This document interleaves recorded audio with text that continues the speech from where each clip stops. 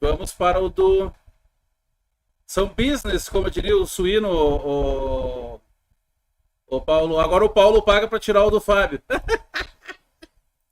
Que depois de muito tempo eu fizesse um vídeo falando especialmente de Metal Gear Solid 4 e o que ele conseguiu fazer no console de 7ª geração da Sony. O jogo é o responsável até hoje por fazer muita gente decidir que vale a pena comprar um PS3, e eu sou uma dessas pessoas. E claro, nada disso é à toa. O quarto título da franquia foi um dos jogos a receber nota máxima em diversas reviews mundiais, inclusive na conceituada Famitsu, que é tida como referência. Podemos dizer que esse jogo é muito mais... Vamos ver se esse vídeo me anima a jogar esse Metal Gear daqui uns 4 anos, porque eu tenho ele ali, mas nunca joguei, cara. Mais do que um jogo, por mais que isso soe estranho.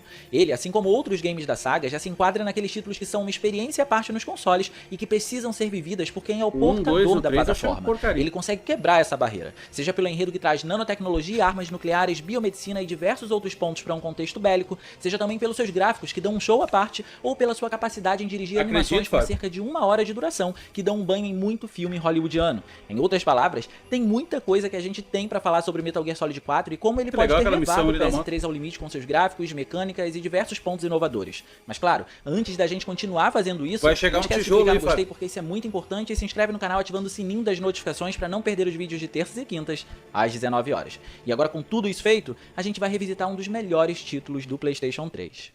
Ah, o 1, né, o Brombate? Como são 2 jogos, eu recomendo pegar o Dragon Quest. O outro é só 1, né?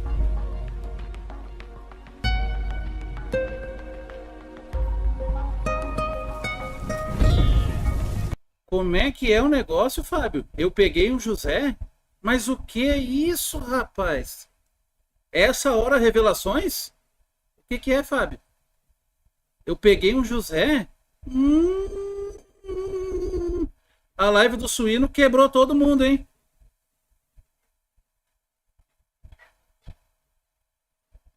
Builders 1, 2 ou Live Alive? Cara, vai no Builders 1, mano, porque eu quis te dizer que são 2. É melhor do que Live Alive, que só tem 1. Daí tu pega o 1, depois tu pega o 2.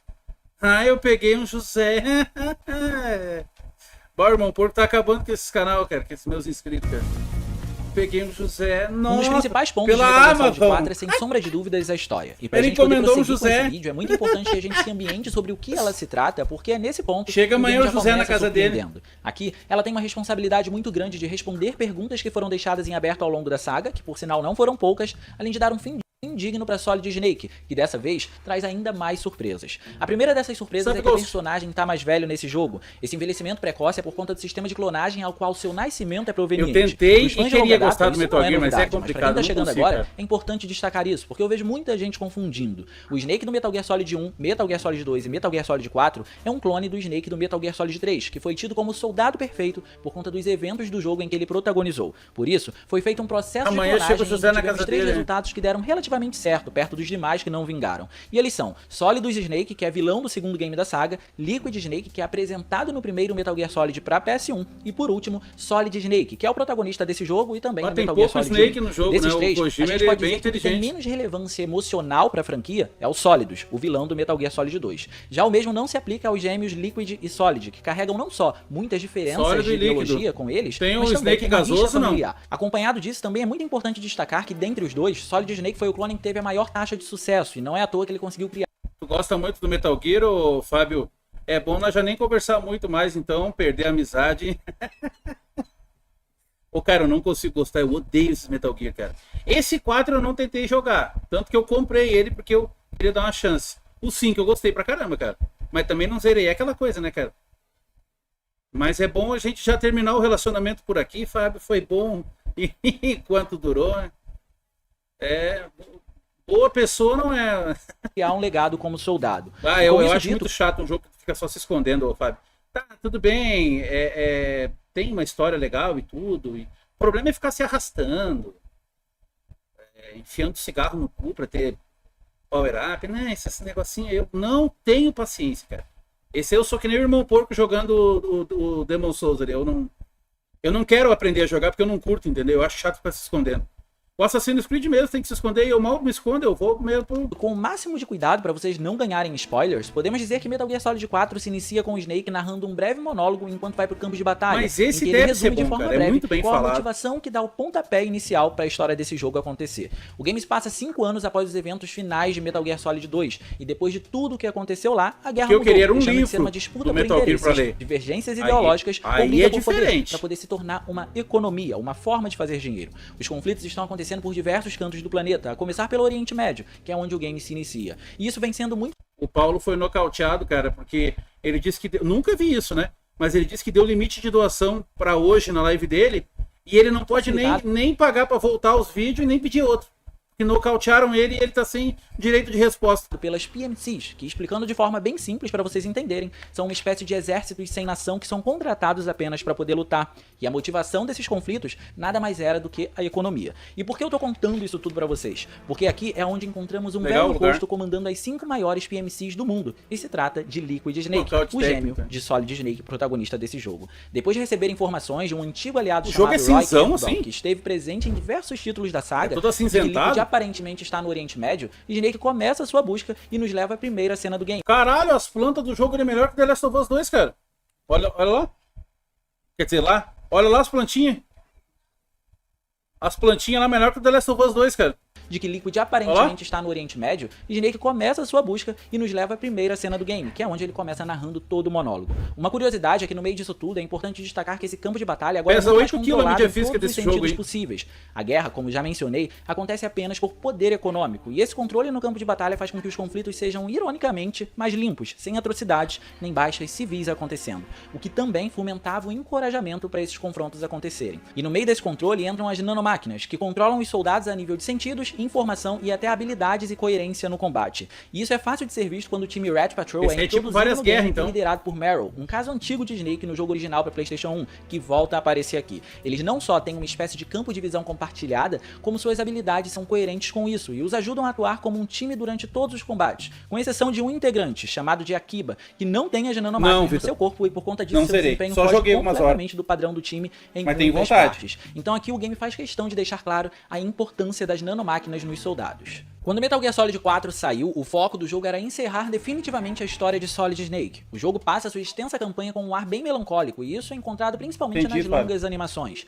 Para se ter uma ideia, a animação final tem mais de 1 hora de duração, e ele faz isso para contar detalhadamente tudo o que acontece e explicar o porquê das coisas acontecerem. Mas o que fomenta a trajetória durante os 5 atos disponíveis é a busca de Snake por seu irmão e a rixa ideológica entre os dois, por mais que esse segundo motivo aconteça de forma subjetiva, mas ele acontece. E é nítido que isso faz com que os conflitos entre os dois sejam emocionantes, para dizer o mínimo, acompanhados de diálogos riquíssimos. E quanto a isso, vale destacar que a direção das animações de todos os games da saga Metal Gear é incrível, e isso é um fato. No próprio Metal Gear Solid 1 já dava pra ver esse elemento, e honestamente, no PS1 ainda não encontrei nada que fizesse algo parecido a isso. Mas no quarto título da franquia, Hideo Kojima, o criador da saga, não economizou tempo de trabalho ao contar os eventos da forma mais minuciosa possível, de forma que prenda a nossa atenção. O cuidado com os textos, com a troca de ângulos de câmera e principalmente com a interação que a gente tem nos momentos certos. Esses são apenas alguns dos detalhes que nos fazem ficar presos assistindo e acompanhando a tudo que está acontecendo, mesmo que a gente não consiga controlar o personagem diretamente. Mas também vale dizer que o que muita gente sente falta nesse jogo é do elemento de gameplay.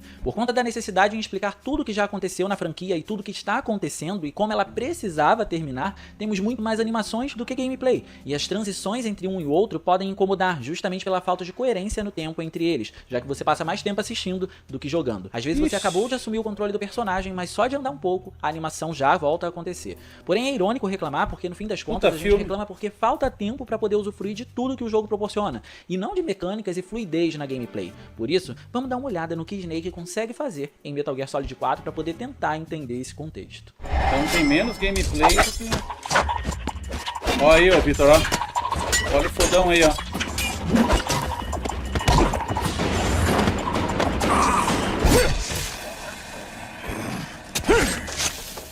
O O quarto game da saga é um título muito coerente. Ele faz questão de passar a mesma imagem de fim de uma era tanto nas animações como também na gameplay, para que todo o conjunto se complete e acabe ornando. E faz isso muito bem. A primeira prova disso é o reflexo de que o personagem está nitidamente mais velho nesse game. Podemos notar isso não apenas pela aparência física de Snake, mas também por elementos de gameplay que foram introduzidos. Durante a exploração ou durante os combates, podemos encontrar o personagem com dor na coluna, por exemplo, e por isso, eventualmente, ele vai reclamar dessa dor, o que pode não apenas chamar a atenção dos inimigos, como também atrapalhar sua movimentação. Outro ponto que vale ser ressaltado é a taxa que mede o nível de estresse dele e no que o alto nível dessa taxa acarreta. Só gosto do Digamos que do muitas Rise. coisas podem estressar ou desestressar Snake. Ser visto por um inimigo e fazer com que um grupo te persiga é um bom exemplo dessa taxa subir. Assim como parar para poder relaxar faz com que ela diminua também. Com esse nível subindo, as habilidades dele vão ficando deterioradas e a sua estamina vai caindo drasticamente, prejudicando até a mira do personagem. Mas por outro lado, até então, mesmo com todas essas dificuldades introduzidas na gameplay em função do envelhecimento do personagem, na época de lançamento desse jogo, esse foi o Metal Gear que apresentava mais recursos na sua jogabilidade, dando mais liberdade no controle do protagonista.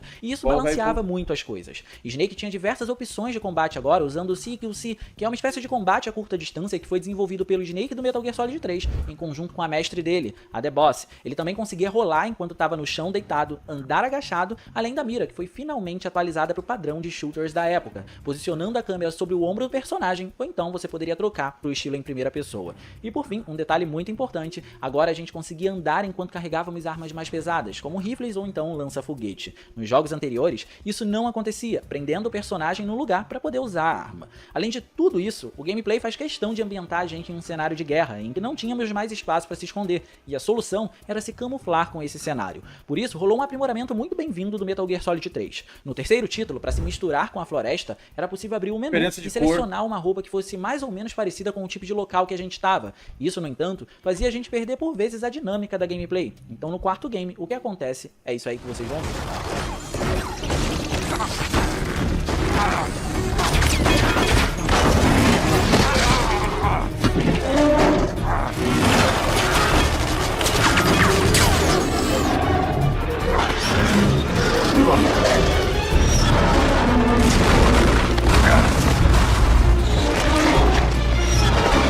Não tá alto o vídeo, não? Eu esqueci de perguntar.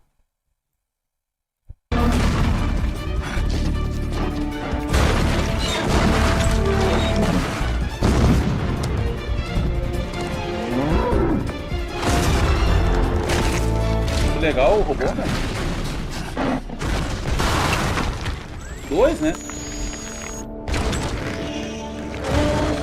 Ah, ele se camufla automático. Olha ali, velho.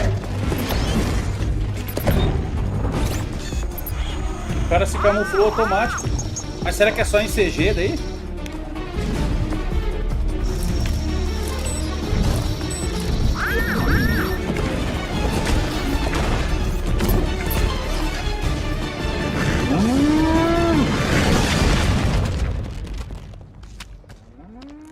Um monte de tipo dentro. Robô de... Estranho, cara. Tá, mas daí isso é só em CG?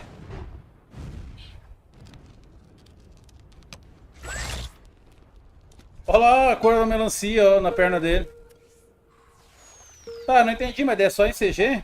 A premissa da maioria dos capítulos do game é que nós não temos mais lugar para se esconder, e com isso a gente tem que se virar com o que está disponível. Por isso, a roupa de Snake consegue se adaptar a um ambiente de forma automática, que isentando a gente da necessidade de ter que ir a um menu para poder fazer essa troca, e assim mantendo a dinâmica da gameplay. Vale ressaltar que isso também faz com que a comentário de um cara aqui, deixa eu ver se alguém apagou, continua aqui ainda. Ó, jogador casual. Isso aí. Enche dinheiro com React, que gameplay de jogos dele não vai ter mais. Engraçado esse comentário, né, cara? Se eu quiser, eu não faço mais gameplay. E outra coisa, eu fico horas fazendo live lá e não ganho, às vezes, quase nada. Perco meu tempo de fazer outro conteúdo, né? Pra quê? Pra quê se eu ganho muito mais dinheiro aqui? Mas vai ter gameplay lá, sim. Agora, dia 20, eu já vou jogar Alone in the Dark. 22, eu vou jogar o Dragon's Dogma. O detalhe que vocês têm que entender, jogador casual, que os canais... são meu, eu faço o que eu quiser, jogo, assisto, faço o que eu quiser. E a prioridade para uma pessoa, pai de família, é dinheiro. Onde está dando de mais dinheiro, o pai de família tem que saber o melhor lugar para ele. Então, o que eu faço ou deixo de fazer é um problema exclusivamente meu. Tá? Eu pago minhas contas e eu sei como que eu tenho que tocar as minhas bandas por aí. O play acaba ornando com todo o contexto tecnológico da narrativa até nesse elemento. Outro ponto que também vale ser mencionado é que a gente consegue se misturar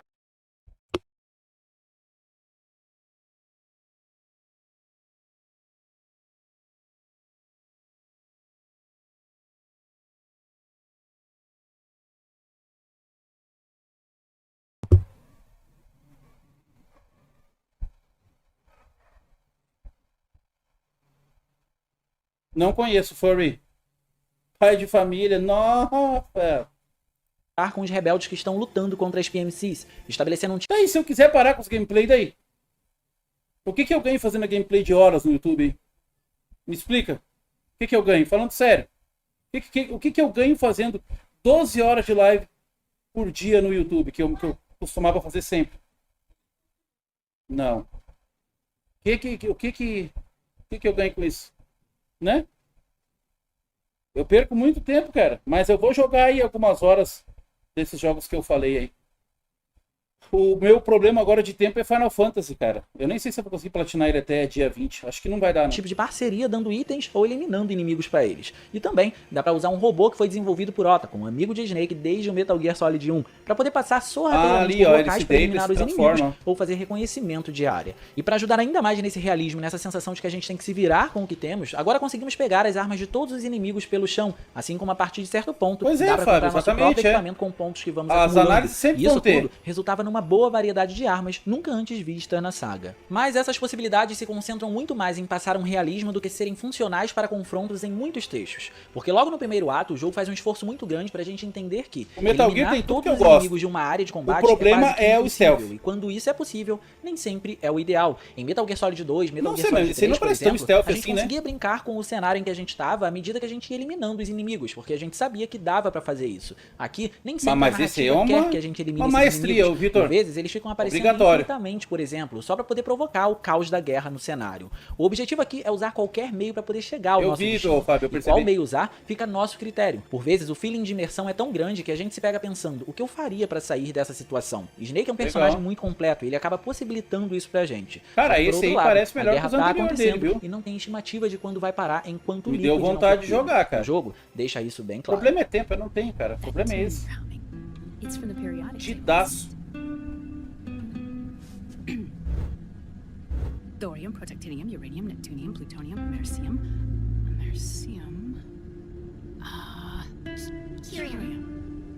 curium. That's it, curium. Talvez um dia eu tente zerar todos esses elementos destacados antes da gente entender o porquê da ironia em reclamar de Metal Gear Solid 4 não ter muitos momentos de gameplay, é estritamente necessário abordar a parte gráfica do jogo, porque ele foi de longe um dos games que mais fez bom uso do hardware do PS3, principalmente a julgar que ele saiu no ano de 2008, época em que ainda não era comum a gente se impressionar com os visuais da plataforma e que muitas desenvolvedoras tinham dificuldade em usar o seu poder. E os visuais de Metal Gear são mais uma vez um ponto muito forte, fazendo jus a tudo que já encontramos anteriormente na saga. Primeiro, eu quero começar falando sobre os 4 primeiros atos, porque eles apresentam pontos muito interessantes, tecnicamente falando, que são bem diferentes uns dos outros e vão ajudar a gente a se nortear e entender a questão da gameplay do jogo. No primeiro ato, só daí fica foda, Fábio, o jogo, jogar ele em inglês também é... Tudo bem, eu entendo inglês e tudo, mas eu não tenho mais tanto saco assim pra ficar lendo textos em inglês, sabe? Se eu gostar muito do jogo e eu jogar em off, tudo bem. Agora em live, complicadíssimo. Entendeu? Pra jogar em live é complicadíssimo se o jogo é em inglês, sabe?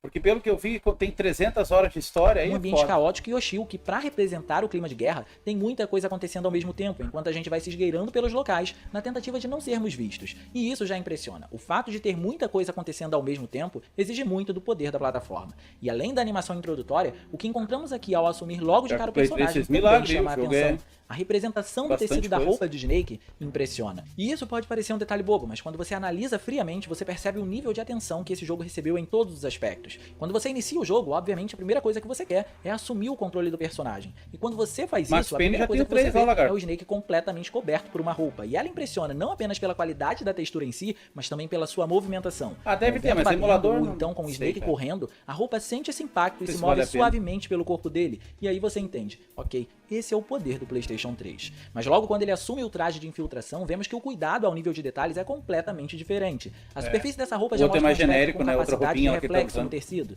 E, mesmo que de maneira discreta, reage aos padrões de iluminação que a gente encontra. O que inclusive é um dos pontos altos do jogo. A iluminação não tem nada demais, a não ser que pra época, o modelo dos personagens contava com a técnica de self-shadow. Essa roupa e é meio porca. as sombras deles. Agora a original dele. E até pode parecer um detalhe muito simples pros padrões de hoje em dia, mas em 2008 eram poucas as engines que conseguiram trazer isso. Mas no geral, o título se compromete por vezes em entregar um bom controle nas áreas com luz direta e nas sombreadas, para dar um grau de realismo maior. O único problema se encontra apenas nas sombras, que são serrilhadas, mas nada que atrapalhe a consistência dos visuais, até porque esses serrilhados são bem leves. Aqui, no Oriente Médio, também vale ressaltar que as construções receberam uma alta complexidade geométrica com texturas em alta definição, então muitos detalhes acabam sendo representados por conta disso, já que não era muito comum o uso de técnicas mais avançadas para poder esmiuçar os detalhes. 2008 era bem o início. E o que era mais interessante é que o jogo fazia isso com um amplo cenário que era basicamente aberto. A liberdade dada aqui é maior do que em qualquer outro game da franquia lançado até então. Por isso, nesse caso, ao explorar as ruas, não encontrávamos uma repetição nos corredores, construções, nem nada do gênero. E isso ainda era acompanhado por diferentes patrulhas de inimigos que estavam sempre circulando de diferentes formas em confronto com os rebeldes.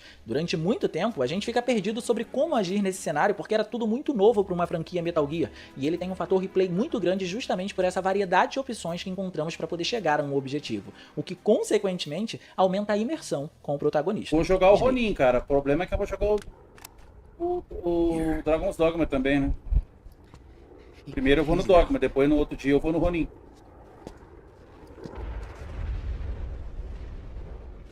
Pior que é mesmo, Fábio, eu não sabia, não. Nunca vi nada no 4, pra ser bem sincero. You haven't even taken the safety off, rookie. Careful, I'm no rookie. I'm a 10-year vet.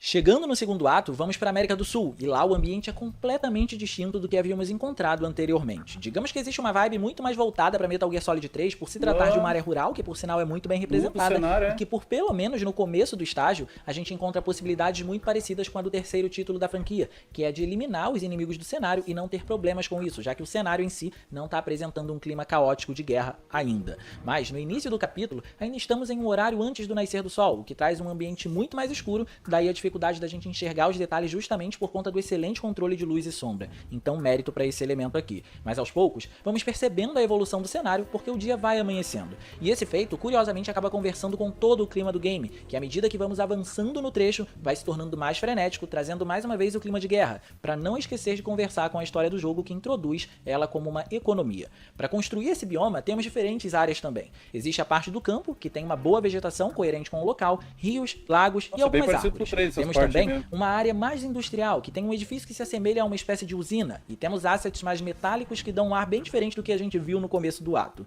E por último, a área residencial, toda geração é boa, por uma mansão e algumas casas bem não simples, teve geração de videogame ruim. Do local em que a gente precisa chegar, que é na própria mansão em si. O segundo ato então, consegue nos mostrar como ele consegue ser competente na versatilidade dos visuais. Aqui a gente consegue encontrar excelentes efeitos de simulação de água, excelentes efeitos de vegetação que tem física aplicada e, além de tudo, uma excelente direção de arte que é completamente distinta do que a gente havia encontrado no primeiro ato, que foi tão bem trabalhado quanto esse. Então, realmente, esse jogo foi feito nos mínimos detalhes. Já no terceiro ato, o cenário é bem urbano e a gameplay é extremamente furtiva, porque você não pode ser visto pelo alvo que você está seguindo. O jogo se torna frenético no fim do capítulo, de fato, mas até lá, a gente tem que seguir pelo estilo dos jogos clássicos, ou até mais intenso do que isso. O foco desse capítulo acaba sendo involuntariamente em mostrar os personagens, não que os ambientes formados por ruas sejam ruins, mas se passa em um período noturno e isso acaba dificultando a gente de observar outros detalhes. Mas como os personagens aparecem aos montes, é importante falar deles. Aqui vemos como o poder do PS3 proporcionou melhores modelos em todos os sentidos. Logo na cena de início, o Snake tá usando uma máscara que funciona como a roupa dele, e por isso ele aparece com a cara mais nova, porque é uma camuflagem para ele não ser reconhecido. Pouco tempo depois, Vemos ele e a personagem Big Mama, que também é conhecida como Eva. Ela ajudou o Snake do Metal Gear Solid 3 a terminar a missão dele e é fundamental para esse ato. Quando vemos o Snake mais velho e a Big Mama, o que chama a atenção é o uso de rugas nos modelos dos personagens, e o próprio criador disse que trazer esse tipo de elemento, embora tenha sido fundamental para apresentar uma idade avançada nesses personagens, também é mais difícil, porque precisa funcionar de forma dinâmica, já que existem as expressões faciais. Mas, no geral, tudo foi muito bem feito e não deixa a desejar em absolutamente nada.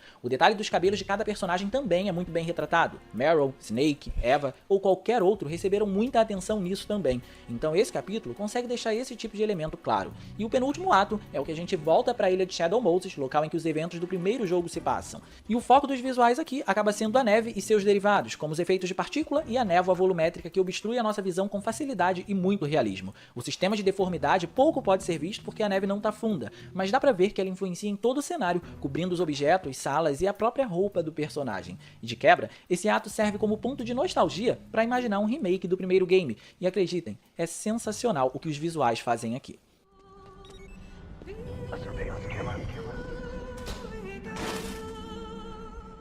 Eu odeio aquele primeiro, cara. Meu Deus do céu. Credo. Mas odeio com força o primeiro, cara.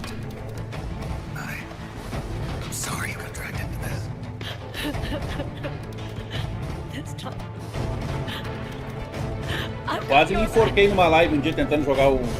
Não dá, mano. Não consigo, cara. É muito chato.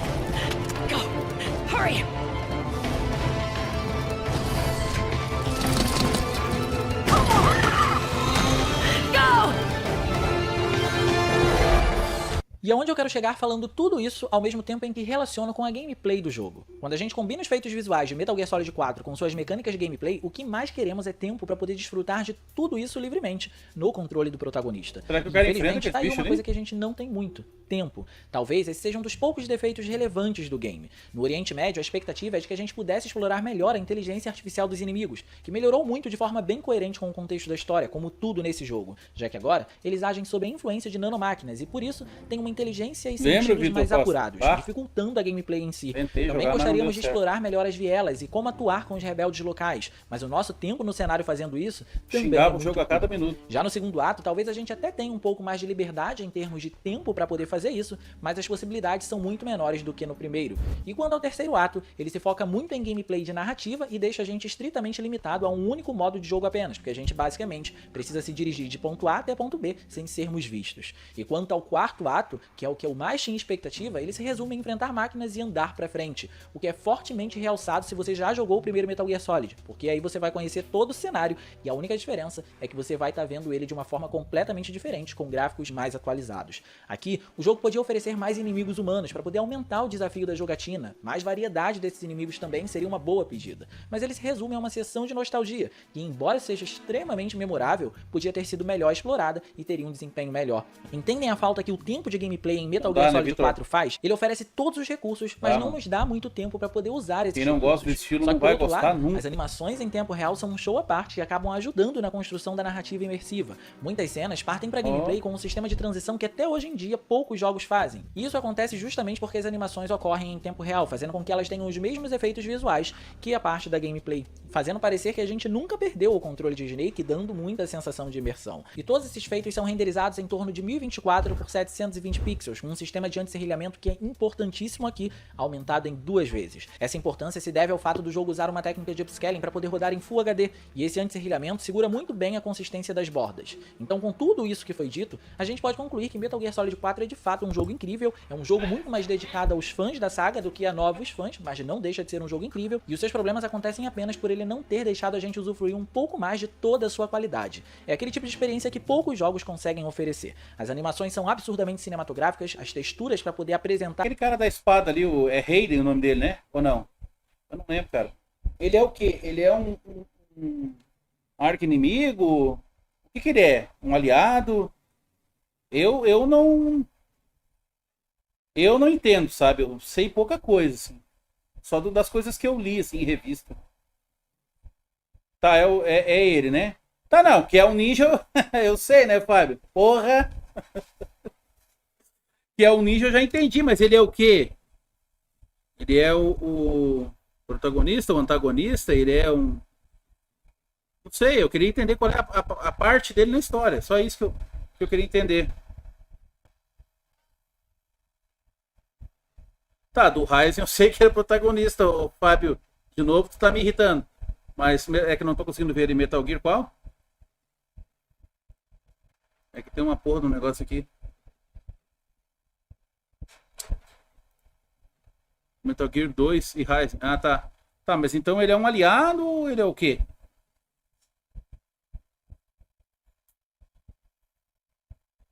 Ah, ele trabalhou na mesma organização. Então ele não é inimigo do Snake, então. Isso, seja nos personagens ou nos ambientes, meio que um aliado, mais então, consistentes e cheias de detalhes. E além disso, a gente ainda tem uma trilha sonora impecável, que é um praxe da saga e aqui não podia ser diferente. O fato é que em 2008 a plataforma já estava conhecendo seu limite com o game. Prova disso é que às vezes o jogo tinha umas inconsistências na taxa de quadros por segundo, mas nada que afete a experiência geral dessa obra-prima, que fez muita gente comprar o PS3. Então, galera, esse foi o meu vídeo de Metal Gear Solid 4. Não, Alex, tiraram. Eu espero muito que vocês tenham gostado. Se vocês gostaram, já aproveita e comenta aqui o que vocês acharam do game. Tiraram os dois vídeos que o Paulo pediu. Vocês também, beleza? Não se esquece de clicar no gostei. Agora, na verdade, eu não tenho mais nenhum.